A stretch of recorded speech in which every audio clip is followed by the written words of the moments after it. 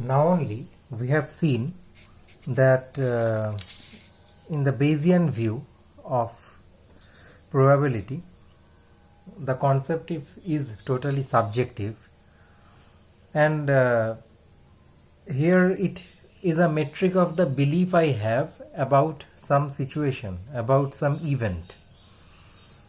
So if it is like that, if it is about somebody's belief, my belief or yours, a belief can be, and it is totally subjective. Does it have to follow any rule?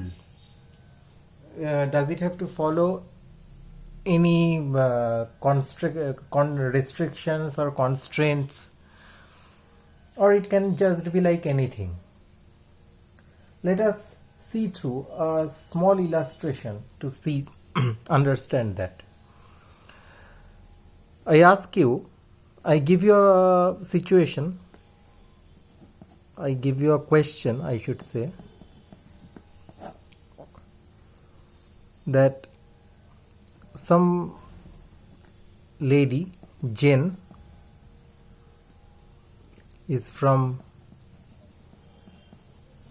Berkeley.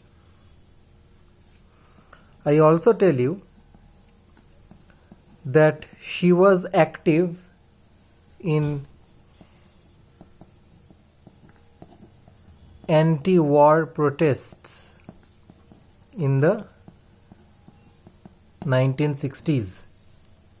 This is about US. Anti-war protests means the war of the Vietnam Wars, and she lives in a commune.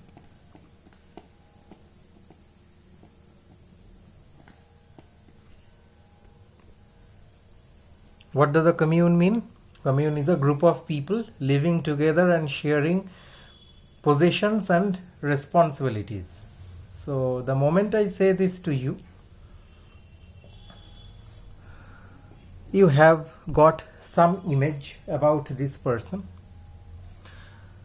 Then I ask you a question: which is more probable? One, Jen is a bank teller. Two,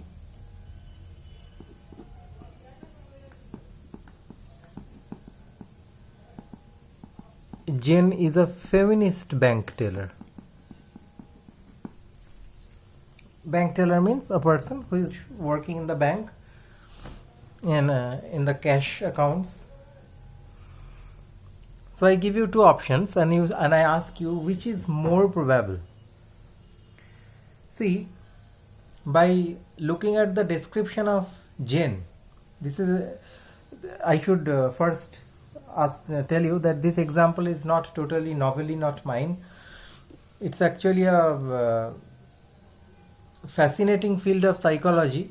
This type of tests are done in psychology, where they demonstrate all the ways in which people are clearly and systematically not correct probabilistic reasoners. So the moment you read this story, you get a prototypical character of Jane in mind. You see that she has done anti-war protests and she lives in a commune with others. She does not live in the like lavish or luxury. Commune means shared resources, so there is no question of luxury at all. So maybe you say that you will prefer that Jane is a feminist bank teller. This is more probable. So answer 2 seems more attractive. Very good. Now let us say that I call the event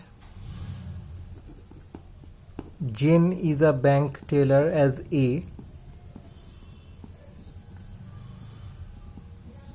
the propositional logic sentence, and Jane is a feminist, as B. So I ask you which is more probable, and you say your belief that probability of A is 0.3, which is Jane is a bank teller, and probability of A and B is 0.4. Jane is a feminist bank teller, and the probability you have assigned more belief to it, right? Sorry. So probability of not A and B is 0.6, right? Now let's play a little game which is called the Dutch book. I'll show you how it's played. Dutch book is a kind of a gambling game, and it's named like that because this was the Dutch book was maintained for taking stakes on horses in horse races. So let us gamble a bit because you have some belief. Let's play this little game. This is you. You have two beliefs, A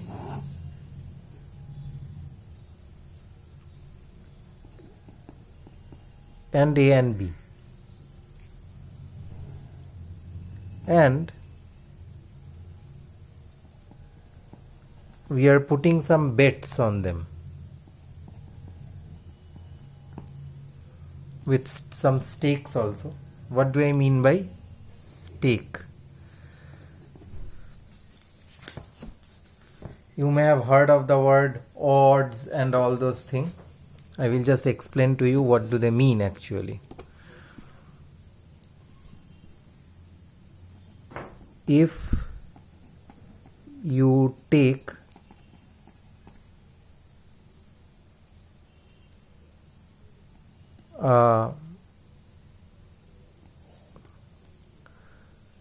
for example 3 to 7 bet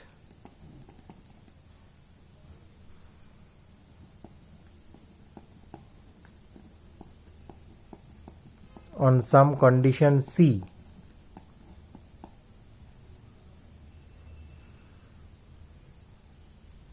then if C turns out to be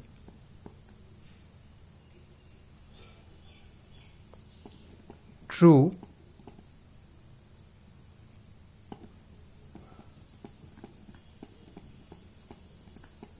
you lose 7,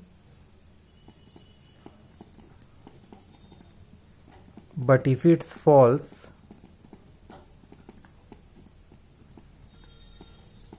you win 3. So that is the language of bet stakes. People who are into gambling, they know this language very well. I hope none of you are into. So if you take a 3 to 7 bet on some condition C and then C turns out to be true, you lose 7, but if C is false, you gain 3. So it's simple. 3 to 7 bet means if C false, then you win 3, and if C is true, then you lose 7. So you are playing against me because I have posed you this question: which is more probable? Jane is a bank teller and Jane is a feminist bank teller. So here I have given you a bet stakes of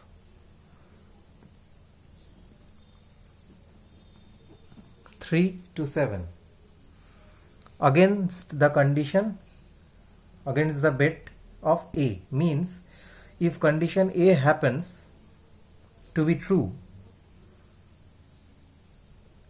then you will lose 7. But if it does not happen, you win 3. Now I give you the bet stakes for this. Like,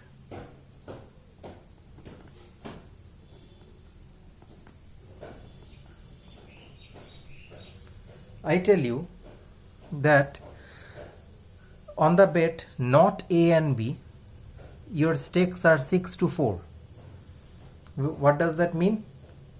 That means that if Jane turns out not to be a feminist bank teller, you will pay me $4.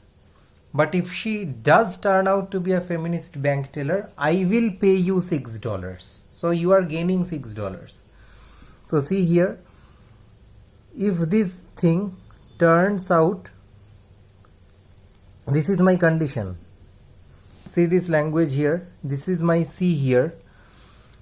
If C turns out to be true, which means that Jane is not a feminist bank teller, you lose 4.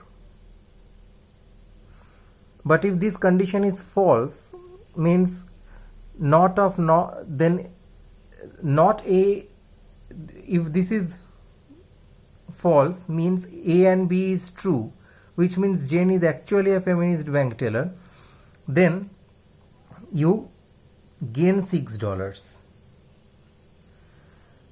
Now, since the stakes I have given to you matches with your beliefs, you agree to take up the bets. In fact, that is how common human psychology works. Because I have told you that if A happens, if Jane is actually a bank teller, you lose. Sorry, if Jane is a bank teller, you lose $7. But if Jane is not a bank teller, you gain $3. And I have told you that if the statement that if Jane is a feminist bank teller turns out to be true, you will gain $6. But if it does not turn out to be true, you will lose $4. Right? So since the odds on these bets match up with your beliefs, you want to take up these bets. Very good. Now I also tell you that to make these stakes more attractive for you, I can even add a bit to the positive outcomes for you. Like, I will just write down what these things mean.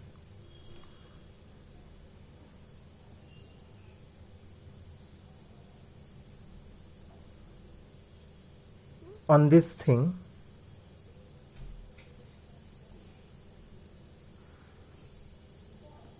so here, instead of winning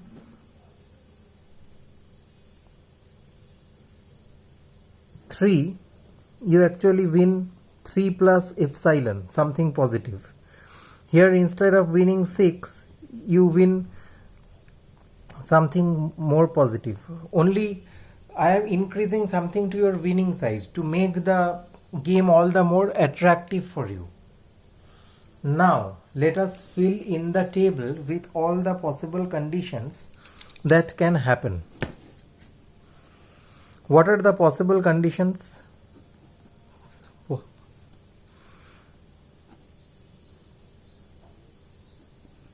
A and B,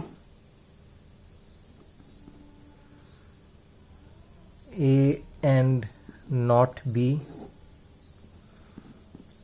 not A and B, not A and not B.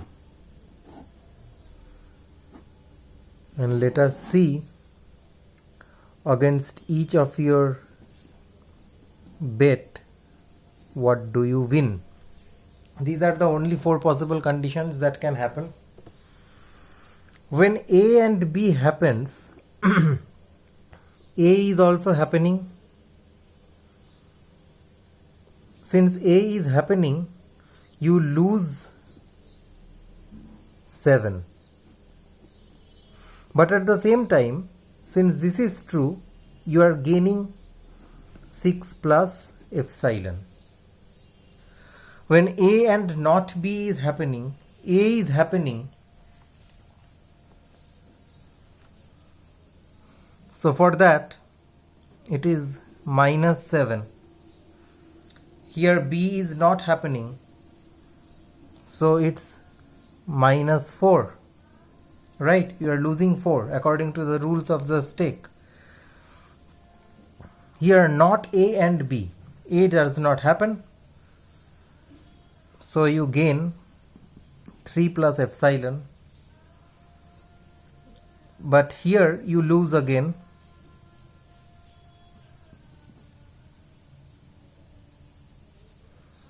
Last, not A and not B. Not A and not B, you gain 3 plus epsilon. And here you again lose 4.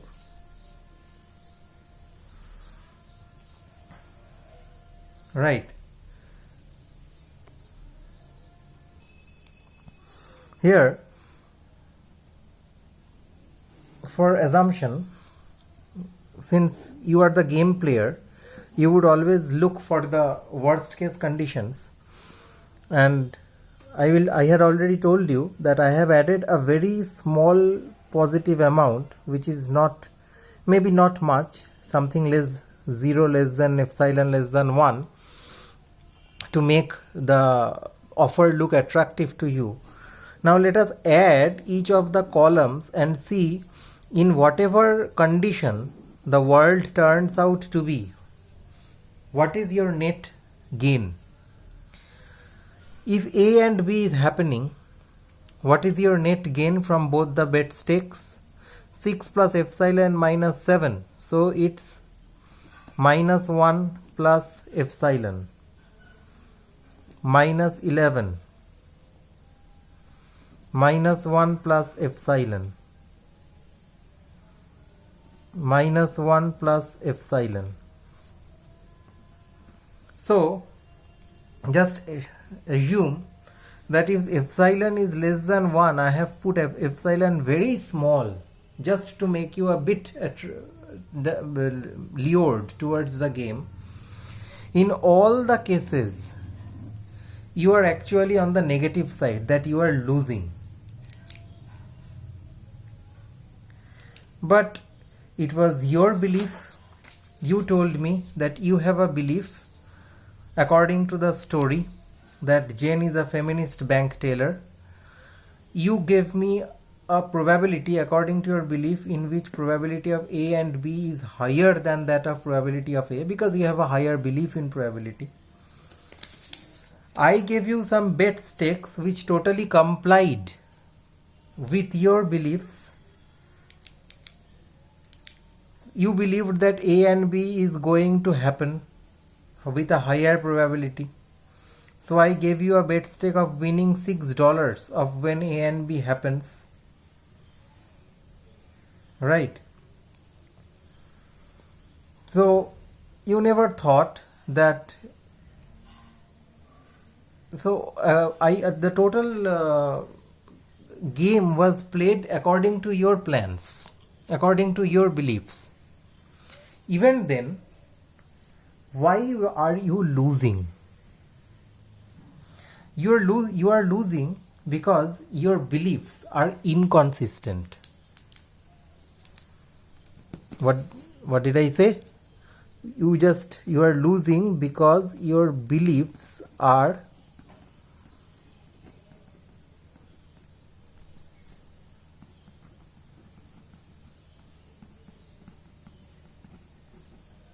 inconsistent.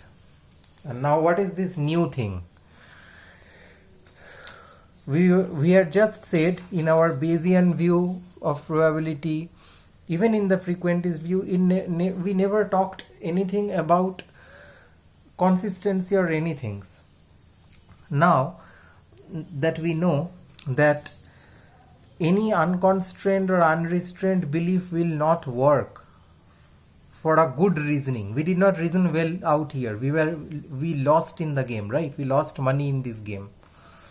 So what is consistent belief, and how do we ensure that our beliefs are not inconsistent? I will tell you that even if you make consistent belief according to some rules, it is not always the case that you will win in such a game. Probability is not only used for games, it is used for other areas also. It is not always ensured that you will win in this Dutch book game or any other types of game if your beliefs are consistent. But I can ensure you this much, that if your beliefs are inconsistent, you are always going to lose. If your beliefs are consistent, there is still some chances that you are going to win sometimes, but if your beliefs are inconsistent, then you are always going to lose. But where was your belief in this condition inconsistent? We will see that in our next video lecture with the axioms of probability. Thank you.